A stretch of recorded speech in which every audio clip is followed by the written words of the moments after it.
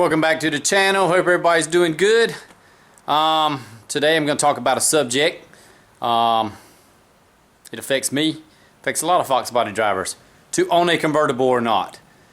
If you like to cruise, if you like to look good, if you like the wind in your hair, if you like the freedom of a convertible, if you've ever owned a convertible, you know what I'm talking about. They are fun. They are awesome. So if you like the feeling of the freedom, if you're a motorcycle rider, something like that, this is a safer alternative to that. It's a lot of fun. My kids love it. My wife loves it. I mean, we love the car. It's just, my wife is all the time wanting to go out and ride in the car. So that's the pro.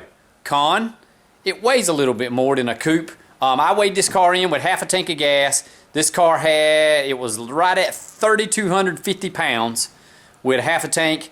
Gas weighs 8 pounds a gallon.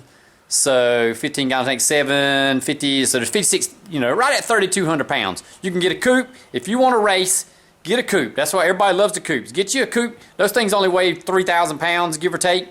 You can, if you take out the spare tire, take out some stuff, you can get those cars down to around 3,000 pounds easily. Under that, I know people who are running under that, but hatchbacks are right around 3,150.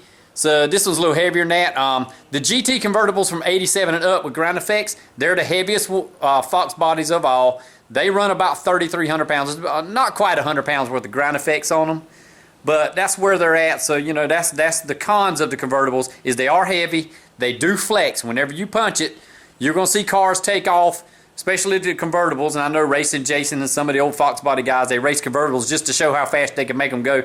Those cars twist a lot. Without subframe connectors, you're going to be twisting a lot. And even with them, you're going to twist a lot because you just don't have the stability of that top holding everything solid, because this top does flex. It's made to bend. It has a lot of hinges in that top. But I'm going to also be showing on this video what I'm going to do to replace my back glass. Last video I was talking about where I shattered it out. Yeah.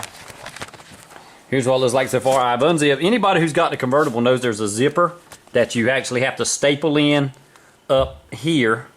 There's a frame rail right there, and you have to staple that top zipper to that, and then you have to staple it to the bar that goes around this back lip all the way around the back. And it's not hard to get out. You have to undo the well liner. There's a couple you can see. Yeah, there's a screw head right there. There's 4 or 5 screw heads. You undo the well liner, get it out of your way. Then you can get to it. There's some bolts that hold the bottom of this window in, and those bolts are on the inside there.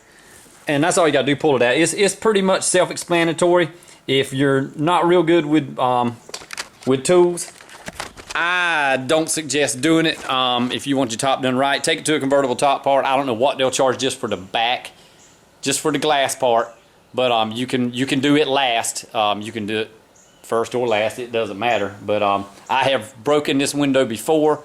I had somebody break in my car back in the 90s and sliced the top open. So I've replaced the entire top twice. I've done the back glass. This is my 3rd back glass. I shattered one, and I had one come unglued, and I replaced it one time.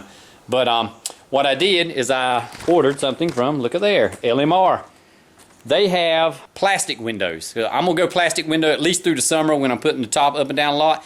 The company that LMR gets their stuff from, they sell a plastic glass, and they sell a glass, a regular glass, for the back window. So that box has the plastic back window, and then I'm going to order the other one, and the zipper should be the same, so I won't have to undo all of that stuff I showed you. I will not have to unstaple that from the frame, that zipper flap right there. So that's what I'm going to do. I'm not going to bore you with all of it. Like I say, it's only a couple bolts, a couple screws, but I'm going to replace that, and then I'm probably going to save this one, and I might even try and get all that glass off of there, off of that frame that's only glued on, and put a piece of plexiglass in there eventually, and then I'll have two hard windows. So that's my plans. In the wintertime, run the glass. Summertime, run the plastic. I'm gonna put that in. I'll show you the final product whenever I'm done with it.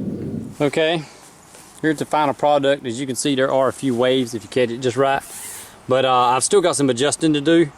I'm gonna take the bottom bar, unbolt it, take it back out, and pull this corner this way, and that should take care of those couple wrinkles. Then I got a couple right there. It's about 3. Need to pull that top just a little bit tighter and come this way on the bottom just a hair, and that should be it. But yeah, it's not fun at all, but it's a must. Still got to do some adjusting on this, but I've been waiting for this new top to shrink down a little bit, Then I can pull this here around and pull this downward, and that's going to get rid of that.